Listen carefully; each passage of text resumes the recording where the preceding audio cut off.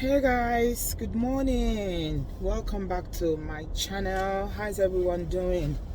Good morning, good morning. It's a Saturday morning. It's the 4th of December 2021. Thank you guys, everyone. Thank you, Obodooyinboconnect, for being here. I want to talk to you guys about boarding schools in Nigeria. Yeah, I think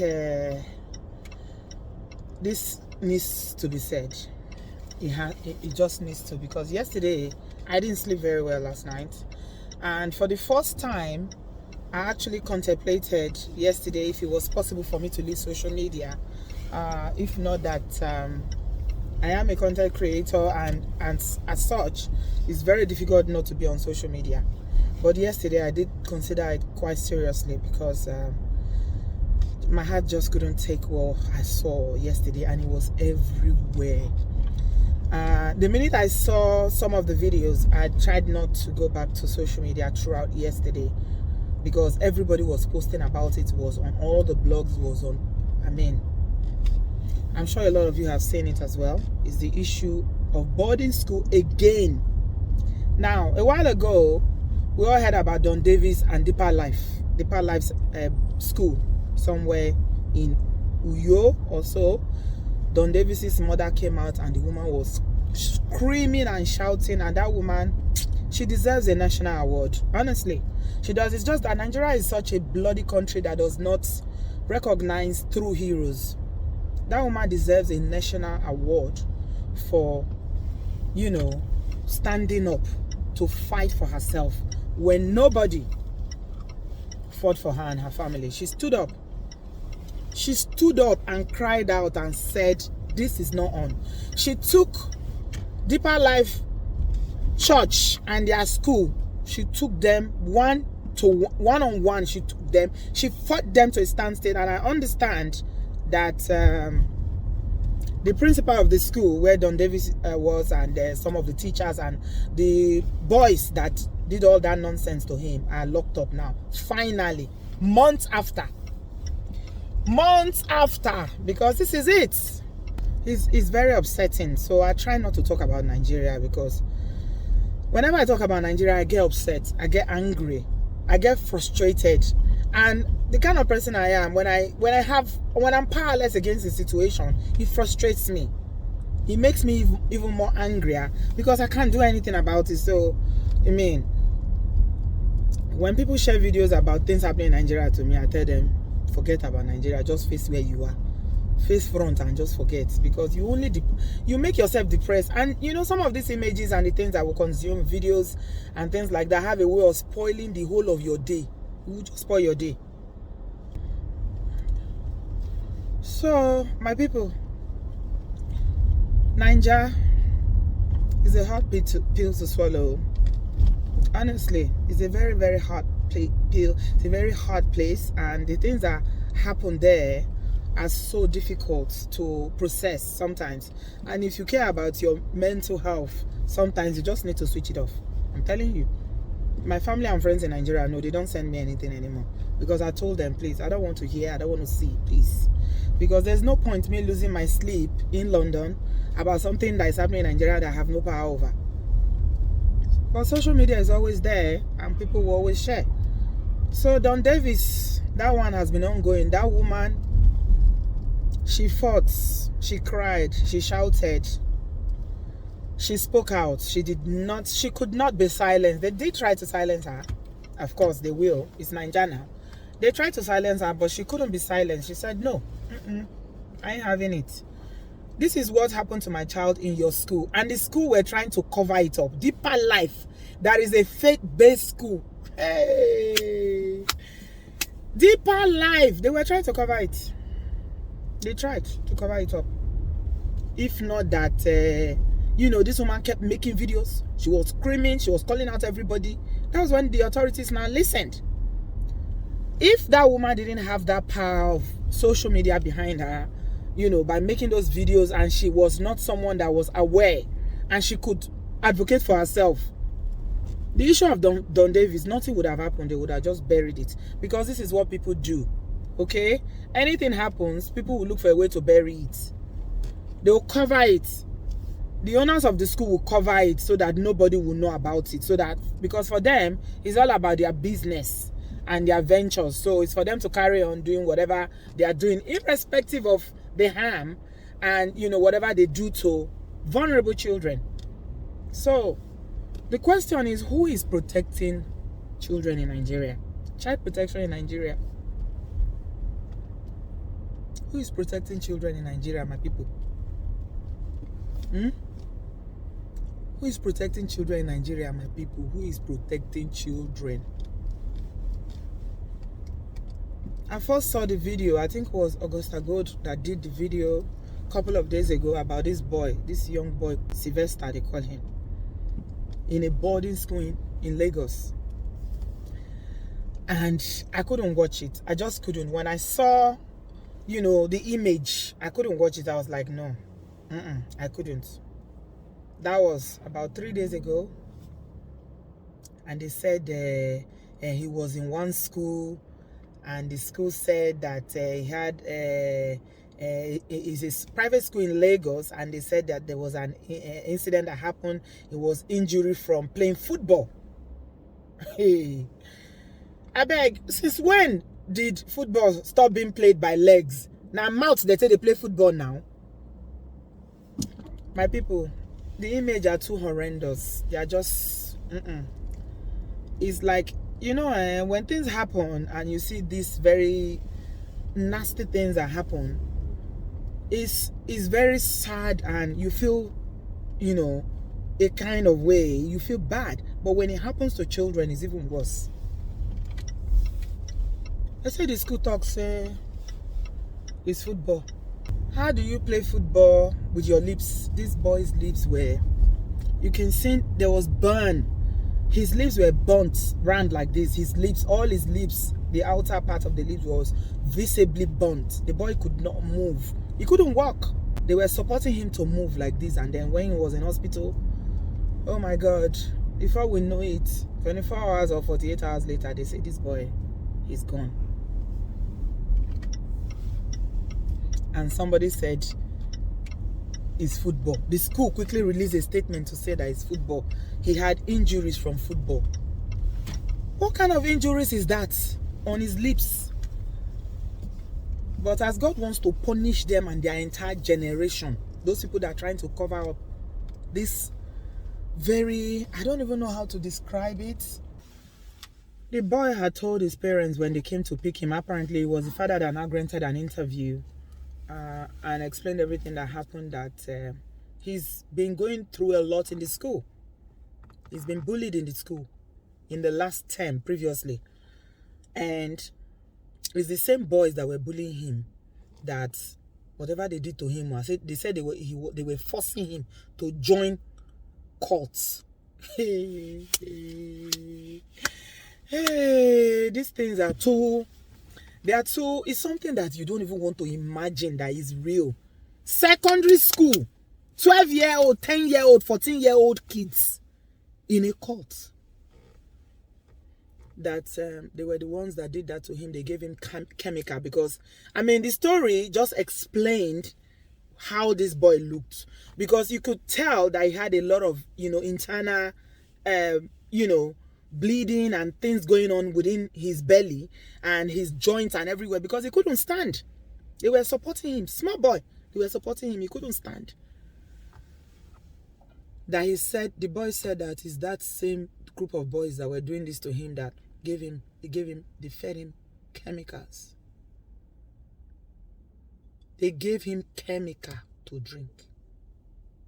And the school, under 2 days, hurriedly released a statement they are trying to cover their backs. They are trying to protect the name of their school without caring about the parents, without caring about the life of that little kid. They said it was football injury. Oh, my dear. When I saw yesterday on social media, people started posting about it, talking about it, I was heartbroken. I couldn't sleep last night. I was heartbroken. I just kept imagining, what kind of a society is this? What kind of a country is this, Tory Olorun? How bad, I mean, how low can we go? How low can you people go? How low? And you know the worst part? They said that the kids that did this come from influential families. So immediately the matter happened, maybe the school authority alerted them. They quickly came and took the kids from school, and then they sent them out of the country. So they've committed this heinous acts, and the parents, they are the way they can, the only thing that they can think of doing is to take the kids and quickly run away with them, send them outside the country so that they will not face justice. Wolorun, what kind of a country is this?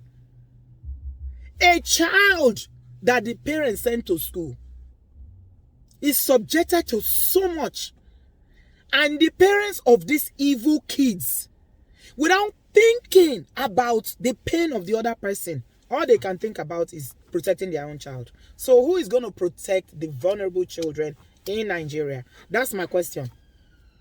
The ones who don't have, passports to run away, the ones who cannot fly away when things go south, the ones that have no voice, the ones whose family are not influential, the ones whose family have no money. Who is going to protect them? And I started reflecting about it, and when I saw, the interview of the dad, Sylvester, he's called.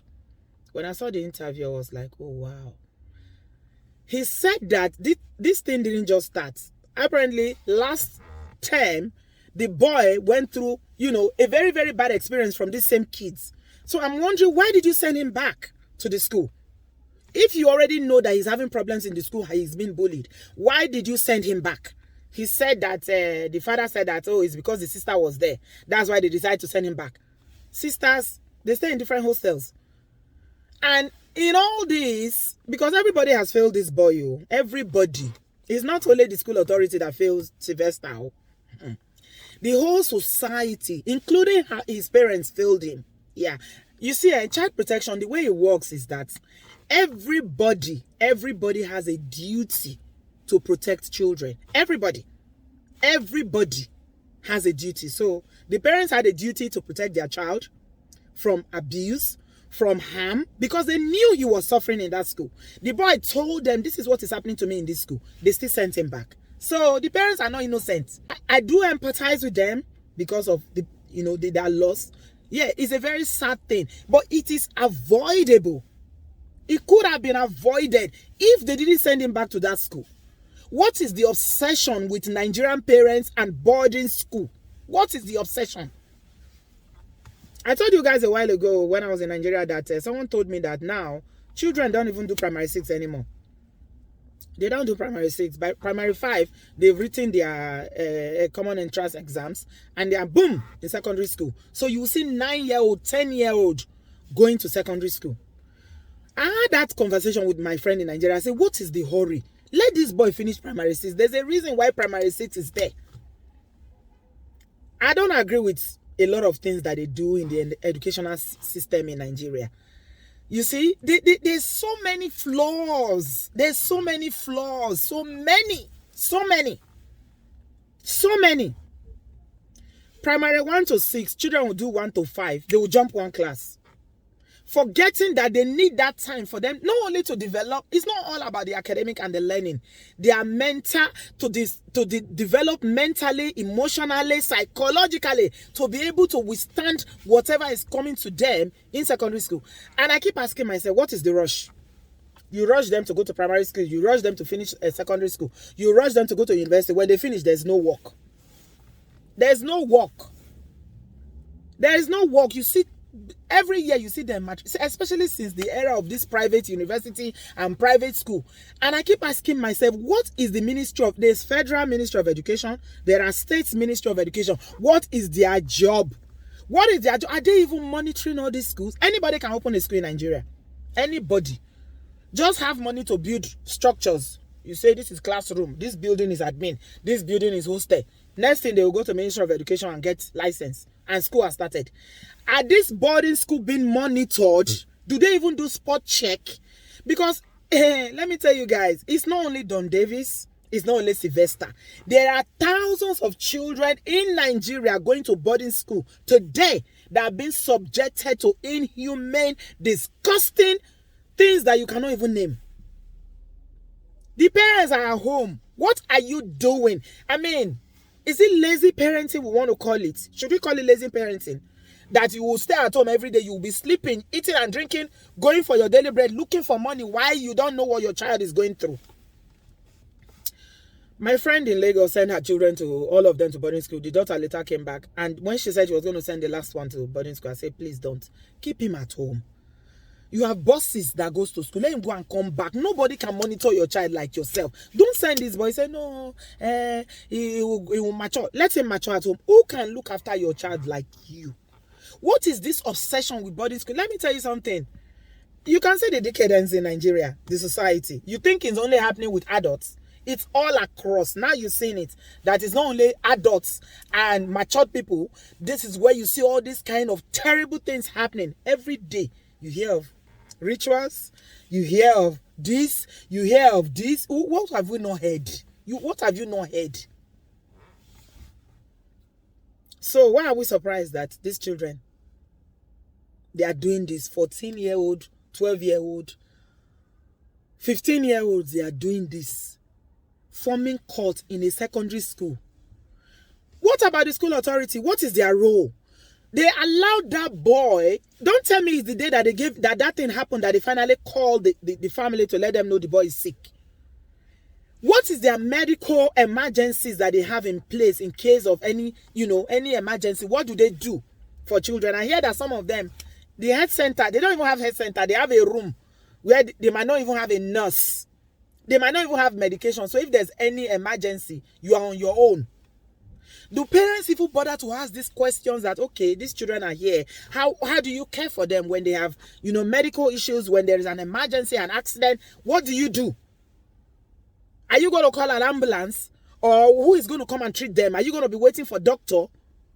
In a country where if somebody has an accident, they go to a hospital. Most hospitals will not treat you. How many have we seen on social media? They will tell you, go and bring police reports before they will treat you. Not today.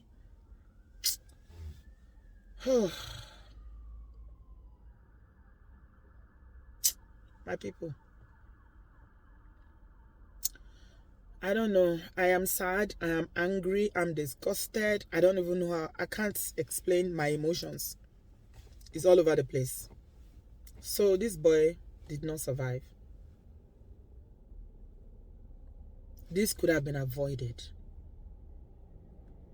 It could have been avoided. And all the school is thinking about is protecting themselves. Protecting these children that did this thing. And the parents of those children that did this thing, they are so wicked that the only thing they can think about is escaping with those children so that they can get away with it. And you took another person's child. A boy who would have been celebrating his 13th birthday today.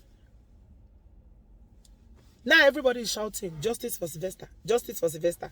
What about justice for other children? Matthew, John, Peter, Solomon. They are all over in boarding schools in Nigeria.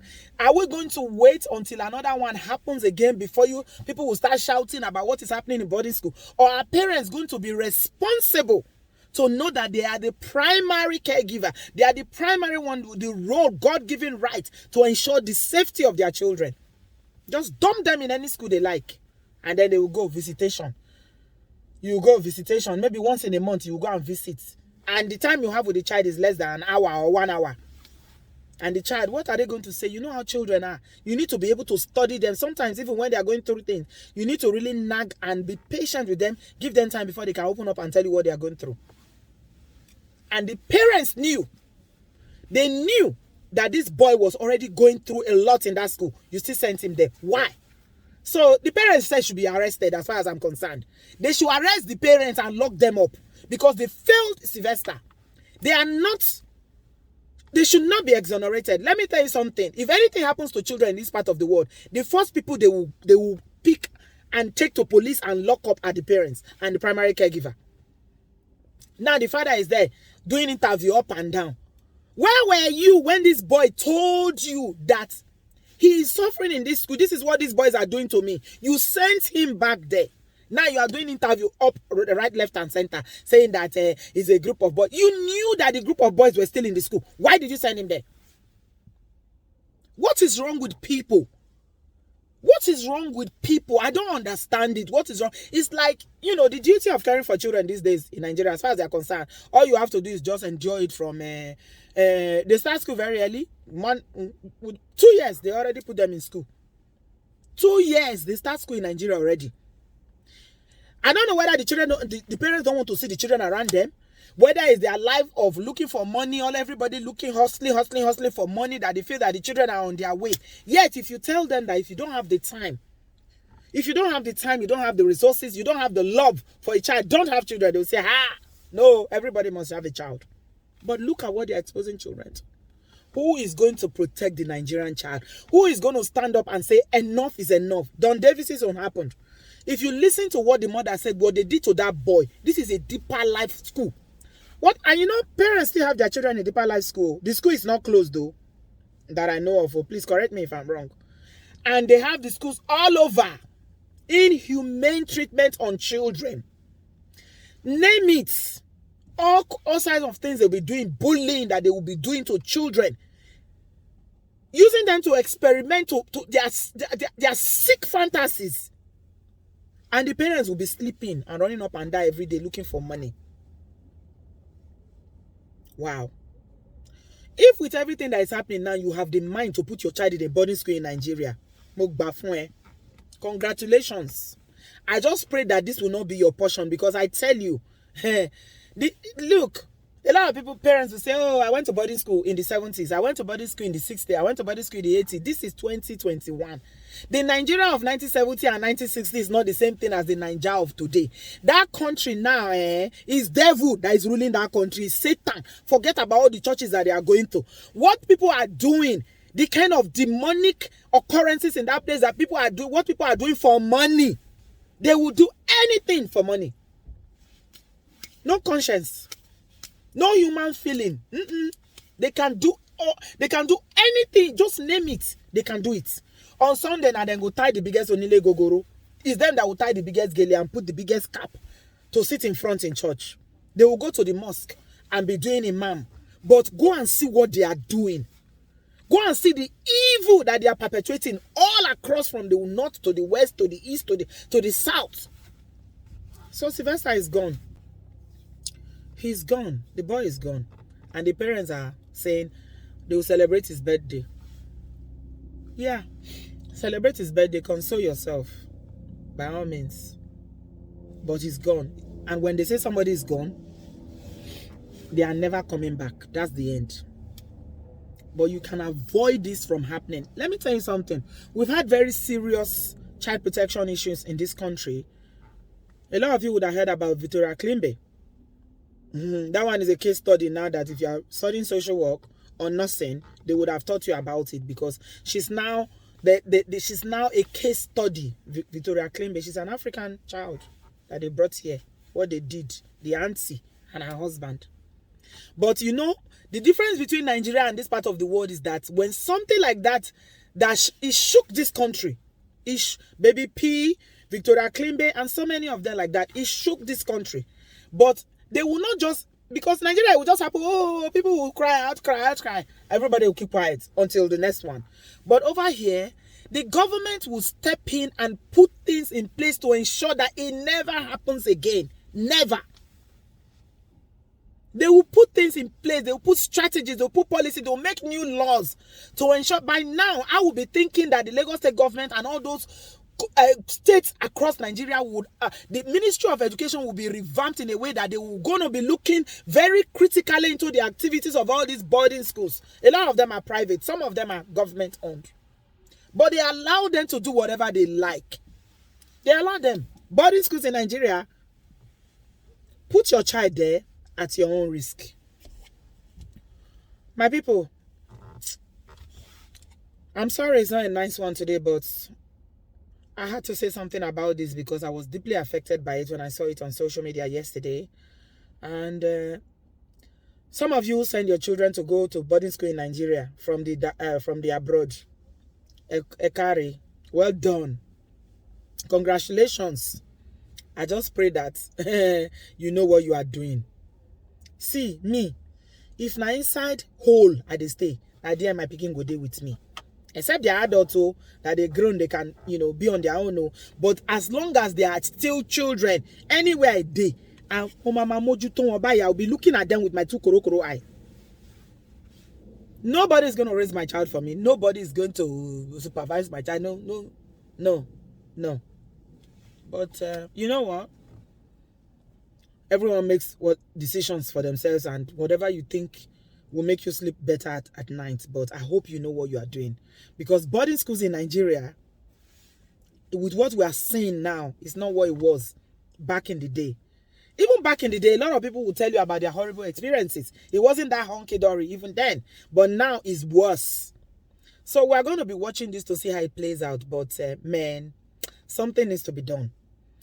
I want to hear that those parents have been arrested until they produce those children that did this thing to Sylvester. Before any conversation around anything. And it's not just making noise about it. What is the laws that you are going to change? Now, is there going to be constant supervision? Are you going to have, health workers in those schools? Are you going to make it mandatory for them to have a healthcare system in the schools that work? If you have anti-bullying policies in schools, are they being effected? What are the changes? This is what we want to hear. This is what you are doing.